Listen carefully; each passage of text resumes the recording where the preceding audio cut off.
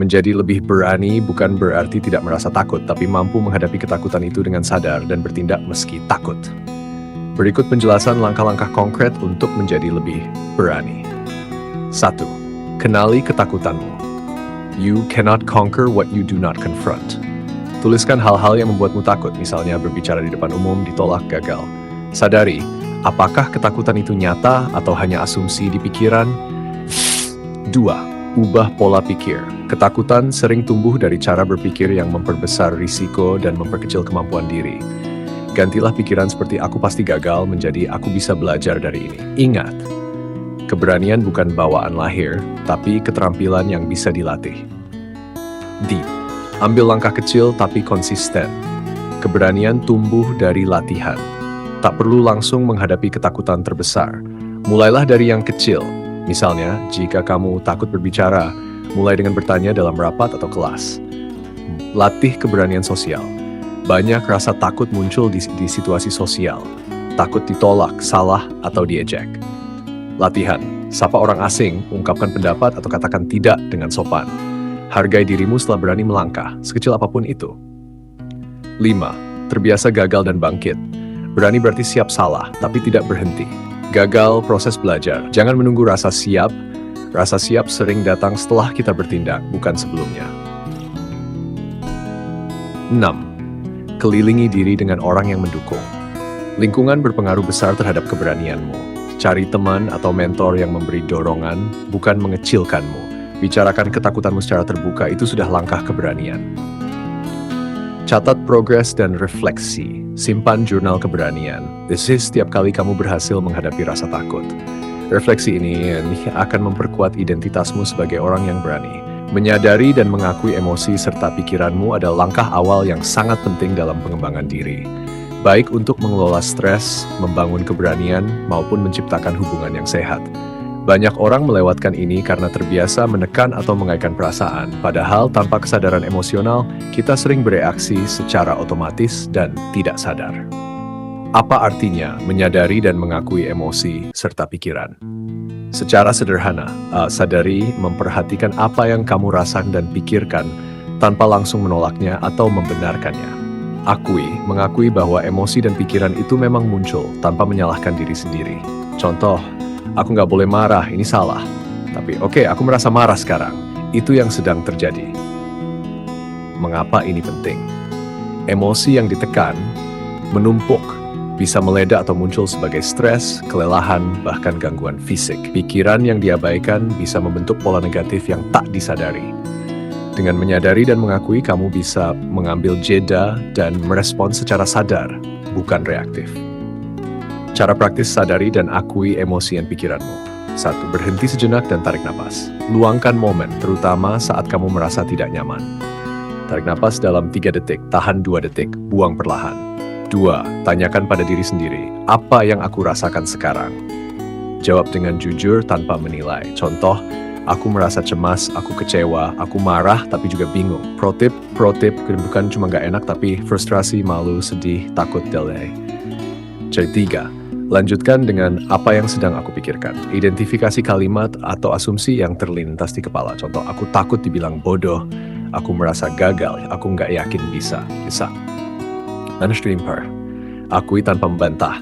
Jangan buru-buru mengubah atau menghakimi pikiran emosimu. Cukup katakan ke diri sendiri, aku menyadari bahwa saat ini aku sedang merasa dan itu nggak apa-apa. 5. Tulis di jurnal atau catatan. Menuliskan perasaan dan pikiran membantu memperjelas dan mengeluarkan dari dalam kepala. Contoh, hari ini aku merasa malu setelah pertemuan. Aku pikir orang lain menilai aku, tapi aku belum tahu itu benar atau tidak. Kalimat pemandu yang bisa digunakan. Kamu bisa gunakan kalimat seperti, saat ini aku merasa, aku sadar ada pikiran seperti muncul. Ini mungkin hanya pikiran, bukan fakta. Aku menerima perasaanku tanpa harus memahaminya sepenuhnya sekarang. Penutup. Menyadari dan mengakui perasaan bukan berarti kamu lemah. Itu berarti kamu berani hadir secara utuh dengan apa yang kamu alami. Emosi dan pikiran bukan musuh.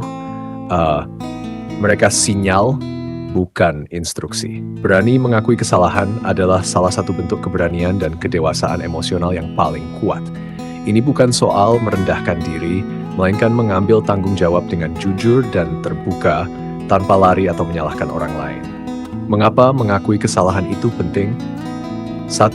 Menumbuhkan rasa hormat dari orang lain, karena kejujuran lebih dihargai daripada pembelaan diri. 2. Mempercepat pertumbuhan pribadi, kesalahan adalah peluang belajar. 3. Mencegah konflik membesar, menghindar sering memperburuk situasi. 4. Meningkatkan integritas diri, membuatmu hidup selaras dengan nilai yang kamu yakini. Cara menjadi berani mengakui kesalahan. 1. Sadari, mengakui salah lemah. Ubah mindset, kalau aku ngaku salah, nanti aku terlihat bodoh. Jadi ngaku salah itu tandanya aku cukup dewasa untuk bertanggung jawab. Kita semua manusia, orang besar bukan yang sempurna tapi yang berani bertanggung jawab.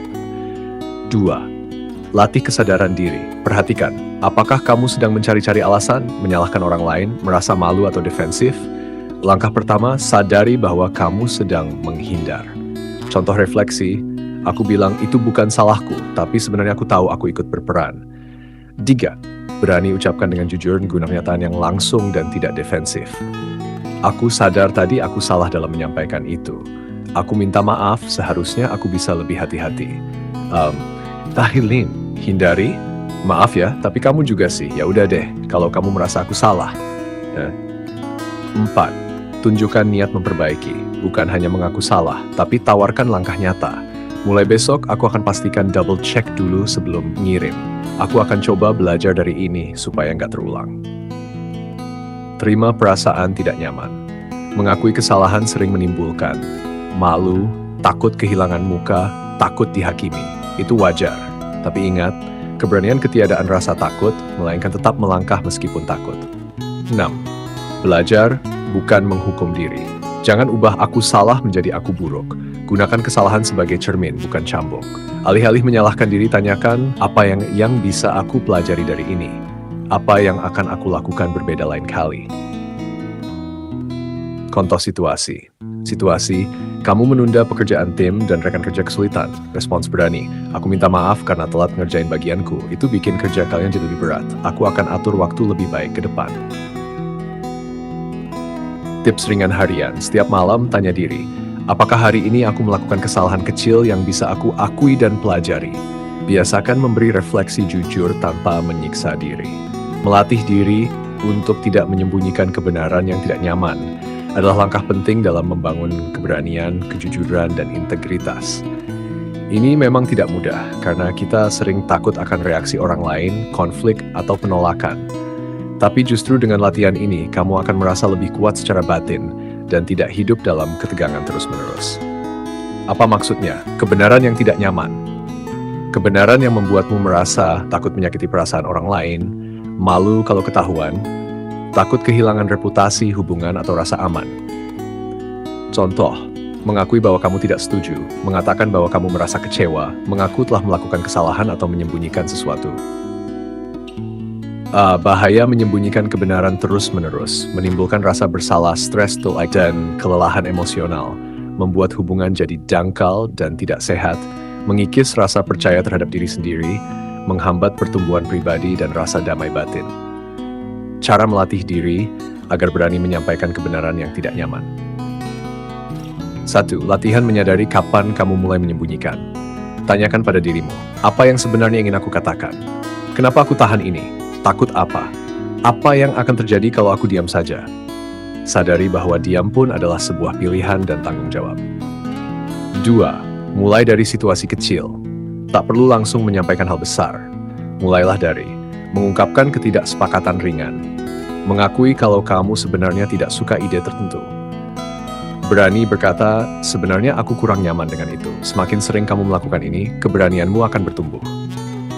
3. Latih cara penyampaian yang lembut tapi tegas. Kebenaran tidak harus disampaikan dengan kasar, bisa dengan jujur dan tetap berempati. Contoh, aku ingin jujur, meskipun ini agak sulit buatku sampaikan. Aku sayang hubungan kita, jadi aku mau terbuka walau ini nggak nyaman. Aku khawatir kamu akan tersinggung, tapi aku merasa aku perlu bilang. 4. Hadapi ketakutan akan reaksi orang. Kalau aku jujur, orang lain mungkin marah. Iya, mungkin, tapi mereka juga mungkin menghargaimu. Yang penting, kamu bertindak sesuai nurani, bukan ketakutan. Reaksi orang bukan tanggung jawabmu sepenuhnya. Yang berniat dan cara penyampaianmu sehat dan hormat. 5. Bangun keberanian lewat refleksi. Tanyakan setiap malam, adakah sesuatu yang aku tahan hari ini karena takut? Apa yang ingin aku sampaikan dengan jujur, tapi belum berani? Apa satu kebenaran kecil yang bisa aku ucapkan besok? 6. Ingat, kebenaran menguatkan, kebohongan melemahkan. Kamu nggak perlu jadi sempurna, tapi setiap kali kamu jujur dalam hal kecil, kamu memperkuat karaktermu sedikit demi sedikit. Situasi. Temanmu bertanya, kamu suka desain presentasiku? Refleksi jujur, kamu tidak terlalu suka tapi takut menyakiti hati. Respons berani tapi bijak. Menurutku idenya keren, tapi ada beberapa bagian yang mungkin bisa lebih rapi. Mau aku bantu kasih masukan? Penutup mengatakan kebenaran yang tidak nyaman butuh latihan, bukan keberanian instan. Tapi setiap kali kamu memilih jujur dengan lembut, kamu menciptakan kehidupan yang lebih bebas, kuat, dan penuh makna. Menyadari bahwa kamu bukan pikiranmu adalah salah satu langkah paling penting dalam menciptakan ketenangan batin, kebebasan emosional, dan kejernihan bertindak. Konsep ini berasal dari banyak tradisi psikologis dan spiritual, termasuk mindfulness dan cognitive behavior therapy. Apa artinya? Kamu bukan pikiranmu. Setiap hari pikiran terus muncul. Aku nggak cukup baik, pasti nanti aku gagal, orang itu nggak suka aku, pikiran-pikiran ini datang dan pergi seperti awan di langit. Tapi seringkali kita percaya penuh dan pada mereka seolah-olah itu adalah identitas kita. Padahal, pikiran hanyalah aktivitas mental, bukan kebenaran mutlak. Kamu adalah kesadaran yang bisa mengamati pikiran itu. Mengapa penting menyadari hal ini? Mengurangi stres, overthinking, dan rasa takut. Membantu kamu membuat keputusan yang lebih jernih. Memberi jarak dari pikiran negatif atau tidak sehat. Membuatmu sadar bahwa kamu punya kuasa untuk tidak ikut terbawa arus pikiran. Cara melatih kesadaran bahwa kamu bukan pikiranmu. 1. Mulai dengan mengamati pikiran. Luangkan waktu 1-2 menit, duduk tenang, dan perhatikan isi pikiranmu seperti kamu menonton awan lewat. Latihan, sekarang aku memikirkan bahwa aku akan gagal. Oke, itu hanya pikiran. Alih-alih mengatakan aku gagal, katakan aku memiliki pikiran bahwa aku akan gagal. 2. Pisahkan diri dari isi pikiran. Bayangkan kamu sedang duduk di tepi jalan, dan semua pikiran itu lewat seperti mobil. Kamu tidak harus naik ke setiap mobil, kamu bisa membiarkan mereka lewat. Setiap kali muncul pikiran negatif, ucapkan dalam hati, ini hanya sebuah pikiran, bukan fakta. 3. Gunakan frasa, aku mengerti, latih metakognisi, berpikir tentang pikiranmu dengan cara ini. Aku menyadari bahwa aku sedang berpikir aku tidak mampu. Aku menyadari bahwa aku merasa takut. Aku menyadari bahwa aku ingin menghindar. Kalimat ini membuat kamu jadi pengamat, bukan korban pikiran. 4. Jangan melawan pikiran, cukup sadari. Melawan pikiran seperti melawan ombak, malah bikin kamu capek dan tenggelam. Lebih baik amati, beri ruang, dan biarkan ia berlalu. Pikiran, aku nggak cukup baik. Respon sehat, halo, pikiran lama, aku melihatmu, kamu bukan diriku. 5. Latihan meditasi atau mindfulness. Cukup 5 menit sehari. Duduk diam, fokus pada napas. Saat pikiran muncul, katakan, pikiran kembali ke napas. Latihan ini memperkuat jarak sehat antara kamu dan isi pikiranmu. Contohnya atau belum? Pikiran, aku akan gagal presentasi ini. Respons, cemas, panik, menyerah. Setelah latihan kesadaran, aku menyadari bahwa pikiranku sedang membayangkan kegagalan. Itu belum tentu terjadi. Aku akan tetap melakukan yang terbaik. Penutup Leo, kamu bukan isi pikiranmu. Kamu adalah kesadaran yang bisa memilih. Mau percaya atau tidak, mau ikut atau mengamati, mau bereaksi atau merespons dengan sadar. Gunakan dialog internal yang sehat adalah salah satu kunci untuk menjadi pribadi yang berani, tangguh, dan damai secara batin. Pikiran dan kata-kata yang kamu ucapkan kepada dirimu sendiri bahkan diam-diam sangat memengaruhi. Rasa percaya dirimu, keputusan yang kamu ambil, cara kamu menghadapi tantangan. Apa itu dialog internal? Dialog internal adalah suara dalam kepala yang mengomentari dirimu, situasi, dan masa depanmu. Contoh negatif, aku selalu gagal. Pasti mereka benci aku nggak bisa ngapa-ngapain dengan benar. Contoh sehat, aku belajar dari pengalaman ini. Aku mungkin belum bisa, tapi aku berkembang. Aku berhak mencoba meskipun takut. Mengapa dialog internal itu penting? Kata-kata yang kamu gunakan pada diri sendiri bisa membangun atau menghancurkan harga diri, menjadi sumber motivasi atau kecemasan, menentukan seberapa jauh kamu berani melangkah. Apa yang kamu ucapkan di dalam kepala akan membentuk siapa kamu menjadi. Cara melatih dialog internal yang sehat. Sadari pola pikiranmu. Langkah pertama adalah mendengar suara dalam kepalamu. Jangan langsung percaya atau mengikuti, tapi dengarkan. Apa yang baru saja aku katakan ke diri sendiri? Apakah itu membantu atau malah menyakiti? Ubah aku gagal menjadi aku sedang belajar. Kata-kata yang kamu gunakan bisa diganti tanpa kehilangan kejujuran. Tidak sehat, pikiran tidak sehat, dialog sehat tidak sehat. Aku nggak bisa, tapi aku belajar. Aku bodoh, aku sedang mencoba memahami ini. Aku payah banget hari ini berat, tapi aku masih di sini. 3. Gunakan nada bicara seperti ke sahabat. Bayangkan kalau sahabatmu mengalami hal yang sama, kamu pasti lebih lembut, bukan? Tanyakan, kalau ini orang lain, apa yang akan aku katakan ke mereka? Sekarang ucapkan itu ke dirimu sendiri. 4. Beri dukungan, bukan tekanan. Alih-alih mengkritik, berikan kalimat seperti napas dulu, kamu sudah berusaha. Ini memang sulit, tapi kamu tidak sendirian. Aku bangga kamu mau terus mencoba. 5. Latih dengan kalimat penyangga. Gunakan kalimat-kalimat ini setiap hari. Boleh ditulis di catatan atau disuarakan pelan. Apapun yang terjadi, aku tetap belajar dan tumbuh. Aku cukup. Aku tidak harus sempurna untuk berharga. Aku sedang menuju versi terbaikku satu langkah demi satu. 6. Jangan percaya semua pikiran. Pikiran bukan perintah, itu cuma ide yang lewat. Jika muncul suara negatif, katakan terima kasih, pikiran, tapi aku memilih jalan yang lebih sehat. Aku melihatmu, tapi aku tidak harus mempercayaimu. Latihan harian, dialog internal sehat. Tuliskan satu pikiran negatif yang sering muncul. Contoh, aku terlalu lambat. 2. Ganti dengan versi sehat. Contoh, aku butuh waktu lebih, dan itu bukan kelemahan. 3. Baca atau ucapkan 3 kalimat afirmasi sehat setiap pagi. Contoh, aku cukup baik untuk memulai.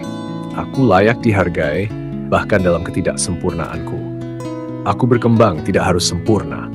Penutup dialog internal sehat bukan tentang membohongi diri atau berpura-pura kuat, tapi tentang menjadi teman yang setia untuk dirimu sendiri, terutama saat kamu sedang lemah.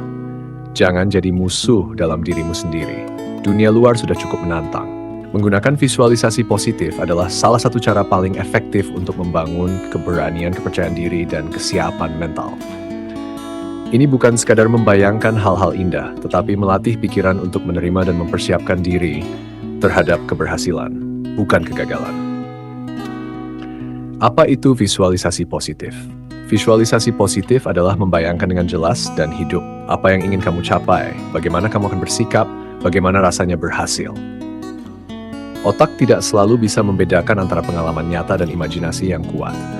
Jadi, dengan visualisasi yang berulang, kamu bisa melatih keberhasilan bahkan sebelum hal itu terjadi.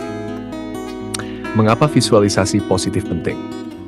Meningkatkan rasa percaya diri, mengurangi rasa takut dan cemas, membantu kamu bertindak dengan lebih tenang dan yakin, menciptakan pola pikir aku bisa, bukan aku takut gagal. So then, perbedaan visualisasi negatif versus positif. Visualisasi negatif, visualisasi positif. Membayangkan hal buruk terjadi, membayangkan hasil terbaik, fokus pada rasa takut dan gagal, fokus pada rasa tenang dan sukses, membuat cemas dan ragu, membuat percaya diri dan siap mental. Cara menggunakan visualisasi positif. 1. Temukan momen yang ingin kamu bayangkan. Pilih situasi yang sering bikin kamu gup, ragu, atau takut.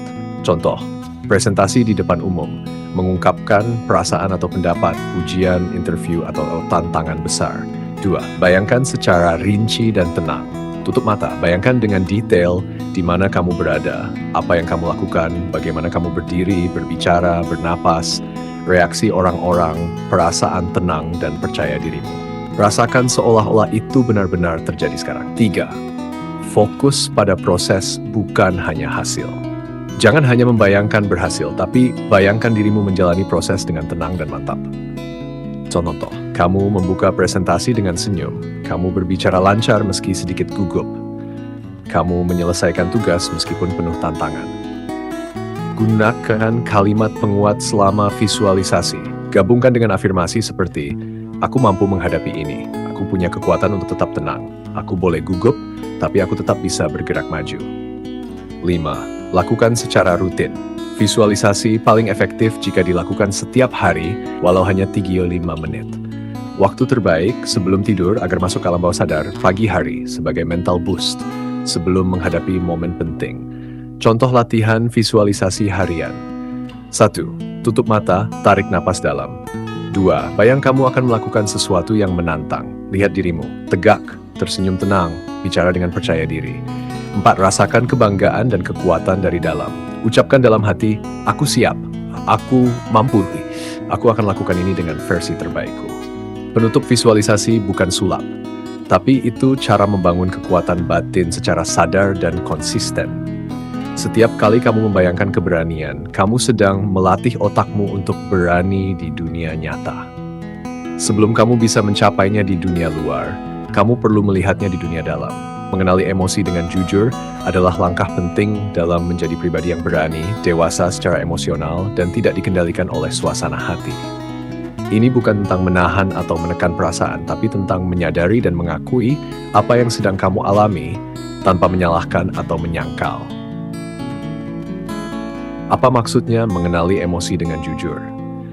Artinya adalah tidak menyangkal perasaan yang muncul meskipun tidak enak, tidak menutupi emosi dengan senyum palsu atau pura-pura baik-baik saja, tidak langsung bereaksi, tapi memberi ruang untuk benar-benar memahami apa yang kamu rasakan.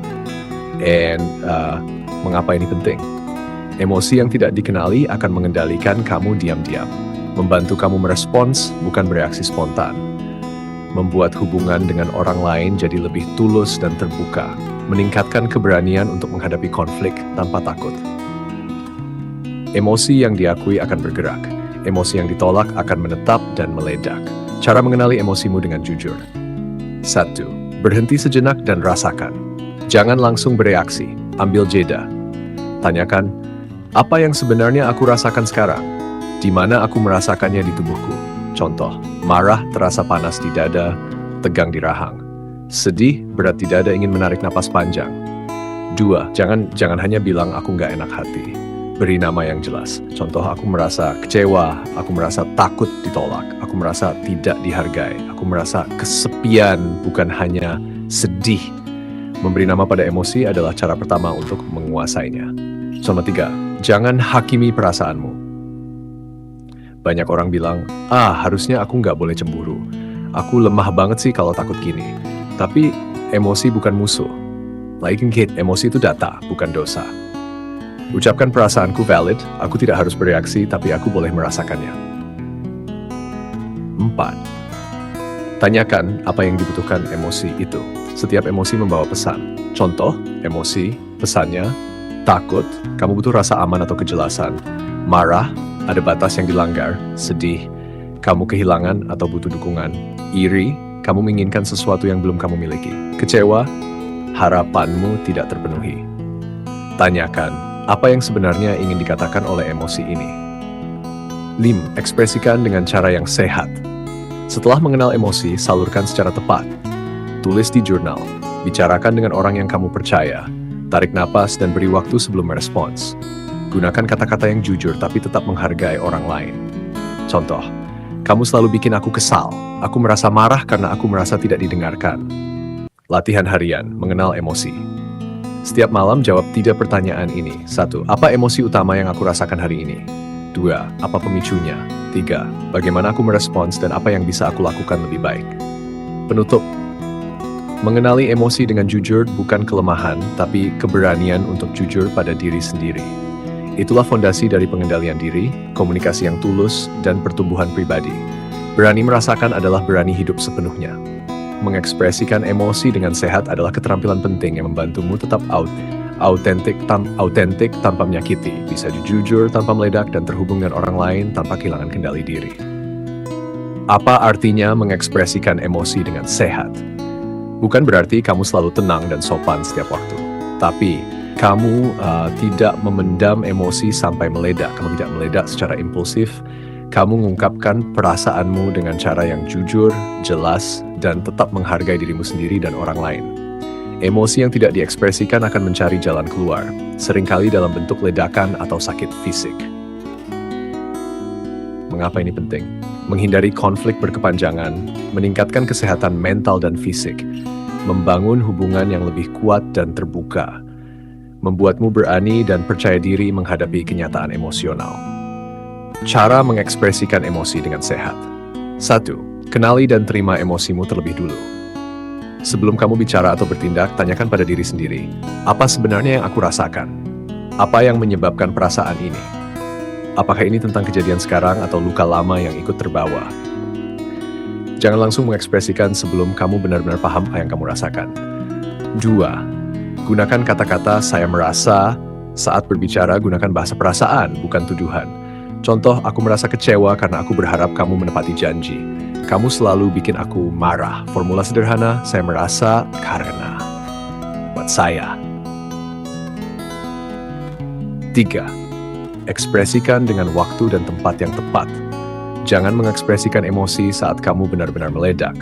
Luangkan waktu dulu untuk menenangkan diri jika perlu. Tips, ambil napas dalam, tunggu 10-15 menit jika emosimu sangat tinggi, pilih tempat yang tenang dan aman untuk bicara. Hindari menyampaikan emosi lewat pesan saat kamu sedang sangat emosi. 4. Gunakan media ekspresi tambahan. Kalau sulit mengungkapkan secara lisan, kamu bisa menulis jurnal untuk mengeluarkan unek-unekmu, melukis, membuat musik untuk melepaskan beban emosional, berolahraga untuk menyalurkan energi emosional dengan cara fisik yang sehat. 5. Jangan takut menangis, tapi jangan menghakimi diri. Menangis adalah bentuk ekspresi emosional yang sehat, bukan tanda kelemahan. Kalau kamu merasa malu atau bersalah karena merasa sesuatu, ucapkan dalam hati, aku manusia, perasaanku valid, aku tidak harus kuat terus-menerus. 6. Sampaikan permintaan, bukan ancaman. Ekspresi emosi yang sehat bukan cuma mengeluh, tapi juga menyampaikan apa yang kamu butuhkan. Contoh, kamu harus berubah. Aku butuh kamu mendengarkanku lebih utuh. Contoh nyata, situasi kamu merasa diabaikan oleh sahabatmu yang sibuk. Respon sehat, aku merasa agak sedih dan terabaikan. Aku tahu kamu sibuk, tapi aku butuh merasa kita masih terhubung. Bisa kita atur waktu ngobrol minggu ini. Latihan ekspresi emosi harian. Setiap hari, coba isi jurnal dengan 1. Hari ini aku merasa. 2. Karena hal ini. 3. Aku ingin mengungkapkannya dengan cara. 4. Kebutuhanku yang belum terpenuhi adalah. Penutup. Mengungkapkan emosi dengan sehat adalah tanda keberanian emosional dan kedewasaan batin. Bukan soal tidak pernah marah, sedih, atau takut.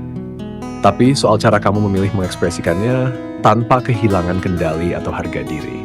Berani jujur tentang perasaanmu adalah bentuk tertinggi dari keberanian. Melatih kesadaran emosi secara rutin adalah langkah penting untuk membentuk keseimbangan batin, pengendalian diri, dan ketangguhan emosional. Tanpa disadari, banyak orang hidup dalam otomatis, bereaksi tanpa sadar, menahan perasaan atau terseret emosi tanpa bisa mengelolanya. Apa itu kesadaran emosi? Kesadaran emosi adalah kemampuan untuk menyadari apa yang kamu rasakan saat ini, menyadari dampak emosimu terhadap pikiran dan tindakan. Emosi tidak harus dikendalikan dengan paksa. Yang paling penting adalah disadari dan dipahami. Mengapa harus dilatih secara rutin? Karena emosi sering muncul tanpa izin. Pola lama, seperti memendam, marah diam-diam, akan otomatis muncul jika tidak dilatih. Dengan latihan, kamu bisa respon dengan sadar, bukan sekadar bereaksi. Cara melatih kesadaran emosi secara rutin. 1. Buat momen jeda dalam sehari. Setiap beberapa jam berhenti sejenak dan tanya diri sendiri, apa yang aku rasakan sekarang? Di mana aku merasakan dalam tubuhku? Apa yang memicunya? Latihan ini bisa dilakukan hanya dalam 1-2 menit. Gunakan skala emosi. Beri angka antara 1-10 pada intensitas emosimu. Contoh, mulai frustrasi, cemas, agak gugup, sedih, sangat ingin menangis. Dengan membiasakan menilai intensitas, kamu jadi lebih sadar dan tidak dikuasai oleh emosi. 3. Tulis jurnal emosi. Setiap malam atau pagi, tulis dengan jujur. 1. Hari ini aku merasa. 2. Karena. 3. Aku merespons dengan 4. Apa yang bisa aku pelajari dari emosi ini? Contoh, aku merasa cemburu karena temanku dipuji lebih banyak. Aku diam, tapi aku sadar ini karena aku juga ingin dihargai. Aku belajar untuk lebih jujur tentang kebutuhanku sendiri. Gunakan aplikasi atau timer kesadaran.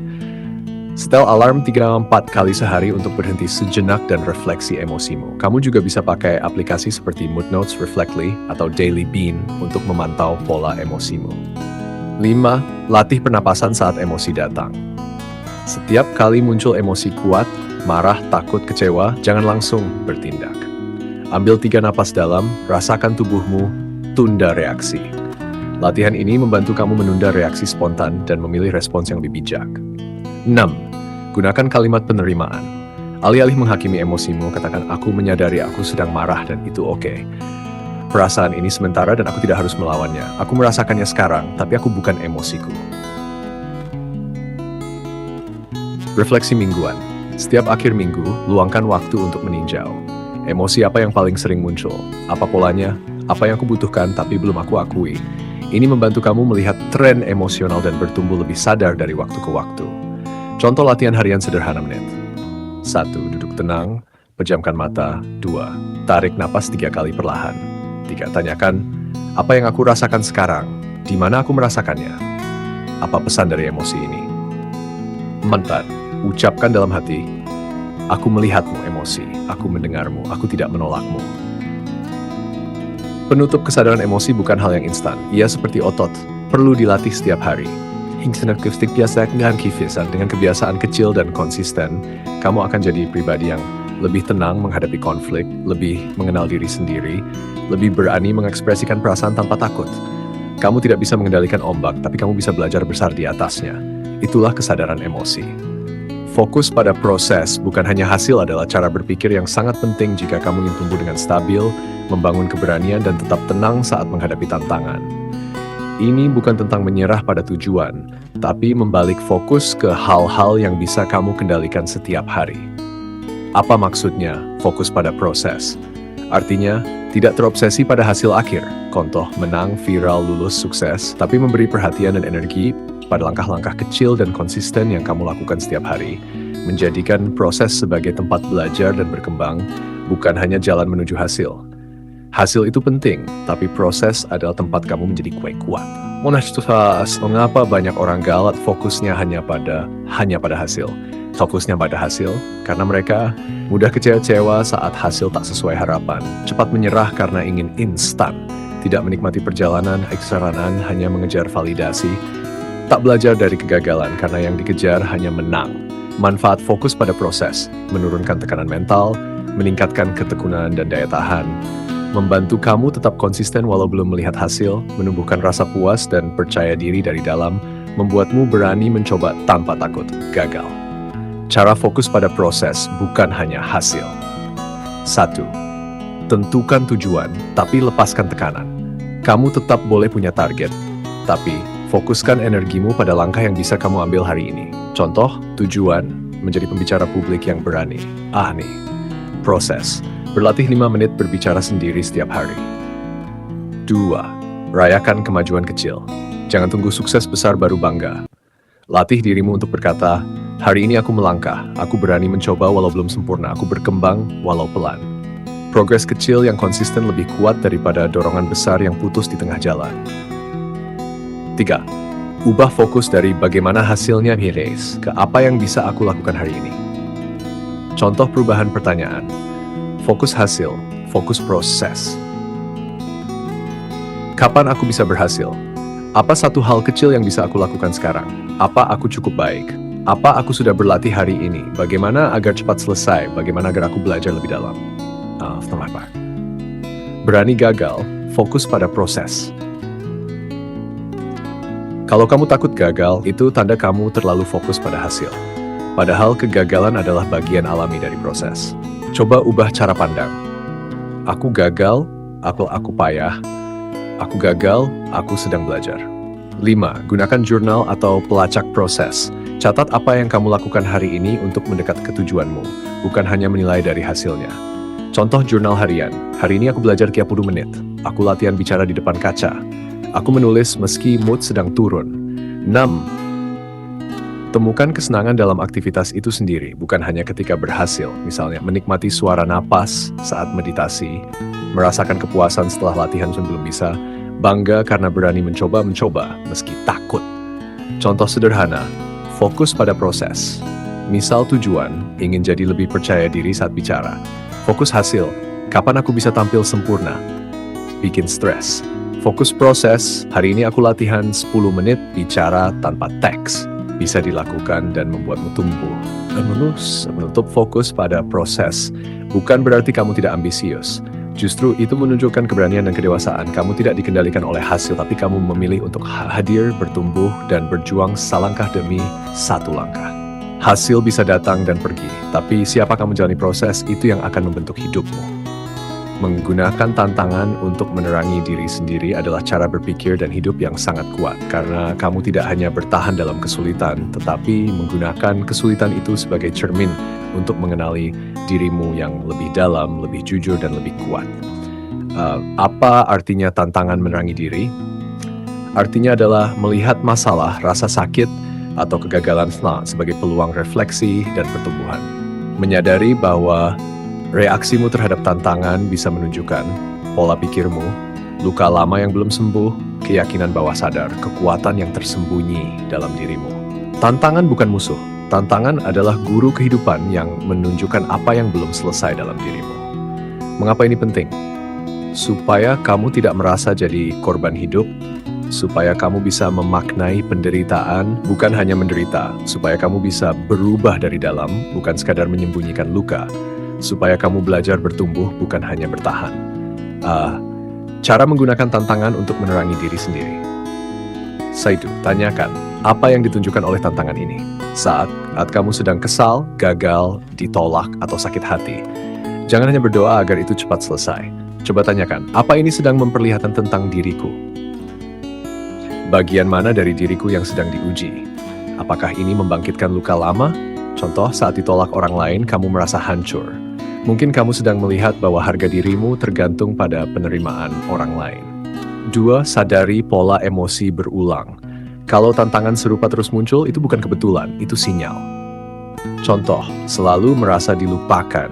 Mungkin kamu butuh belajar mencintai dan menguatkan dirimu sendiri. Mudah marah saat dikritik, mungkin kamu punya luka tentang merasa tidak cukup. Pola yang berulang, pelajaran yang belum selesai. 3. Lihat diri sendiri saat sedang rapuh. Kadang kita hanya melihat versi ideal diri sendiri. Kuat, sabar, baik. Tapi saat tertantang, sisi asli kita muncul. Alih-alih menolak, coba akui, ini aku yang sedang takut. Ini aku yang tidak aman, ini aku yang sedang ingin dimengerti. Dan dari sanalah, kamu bisa mulai menyembuhkan, bukan menyembunyikan. 4. Gunakan rasa sakit sebagai petunjuk arah. Tantangan seringkali menunjukkan apa yang penting bagimu dan apa yang perlu kamu perbaiki. Contoh, frustrasi saat gagal, mungkin kamu punya ekspektasi yang terlalu keras pada diri sendiri, sakit hati karena diabaikan, mungkin kamu butuh menegaskan nilai dirimu sendiri, bukan menunggu orang lain.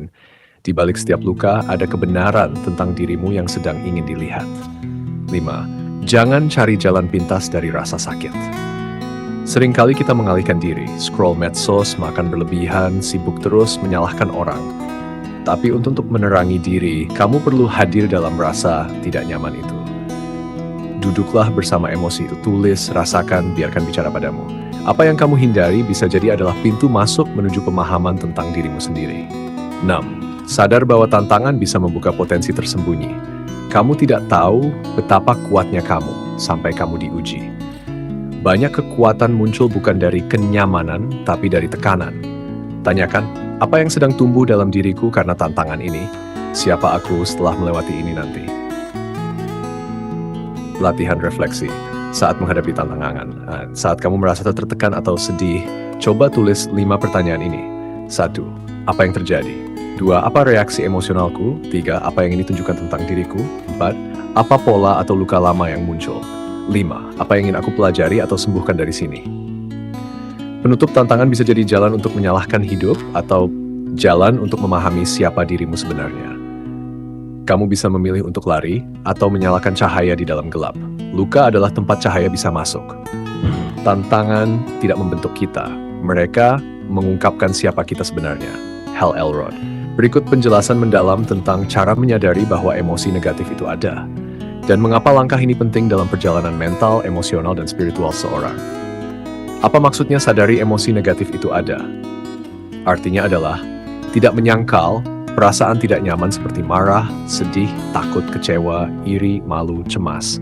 Mengakui bahwa emosi itu bagian dari pengalaman manusia. Tidak langsung menilai emosi itu sebagai buruk atau harus dihilangkan. Emosi negatif bukan musuh. Mereka adalah pesan. Dari dalam ini penting, karena banyak orang menolak atau menekan emosi negatif karena dianggap lemah atau tidak pantas.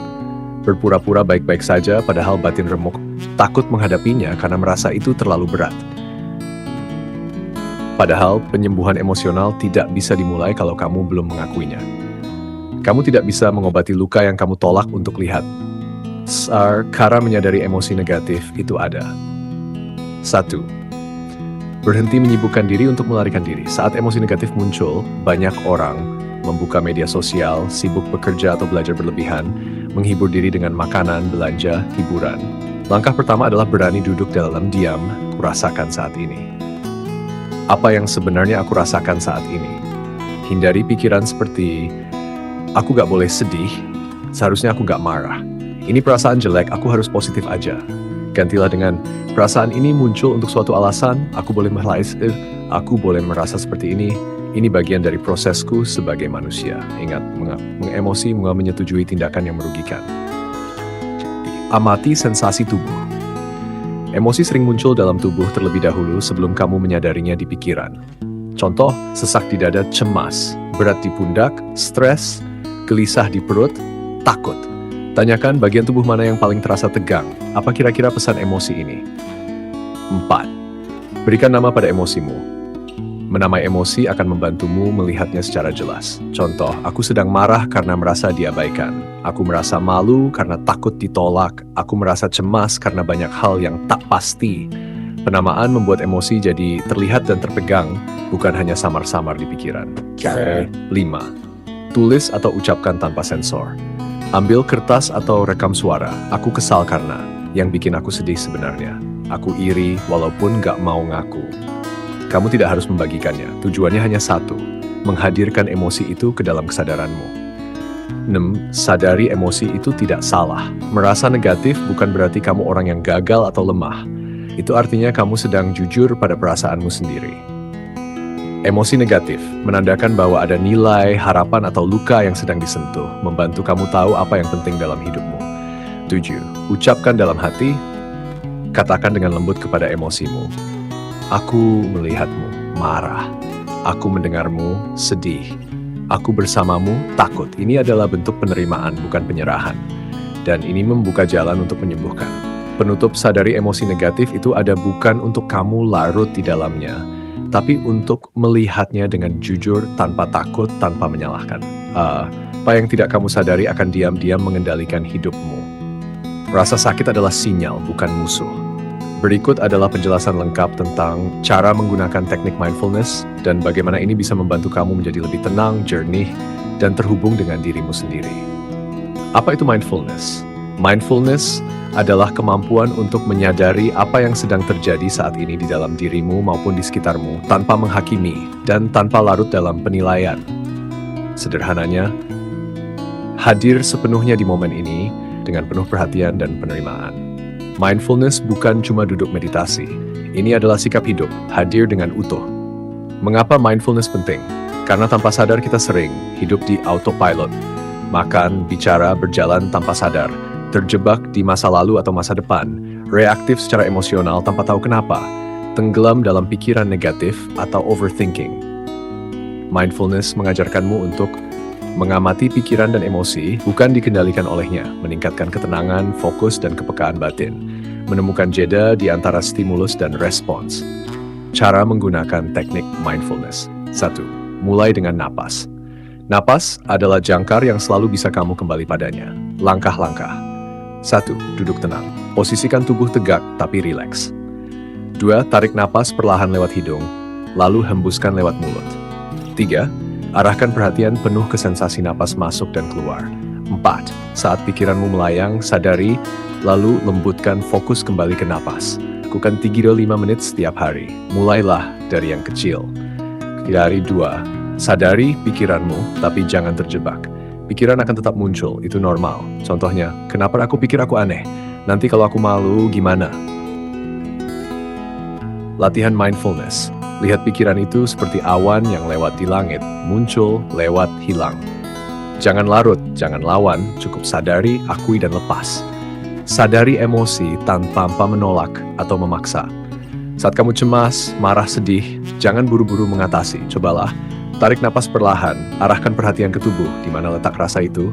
Ucapkan dalam hati, ini cemas, aku tidak menolakmu. Ini sedih, aku tidak lari darimu. Emosi yang dipeluk dengan sadar akan lebih cepat tenang daripada yang ditekan.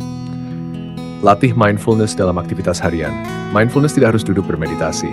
Kamu bisa melatihnya saat makan. Fokus ke rasa, aroma, tekstur tanpa tergesa.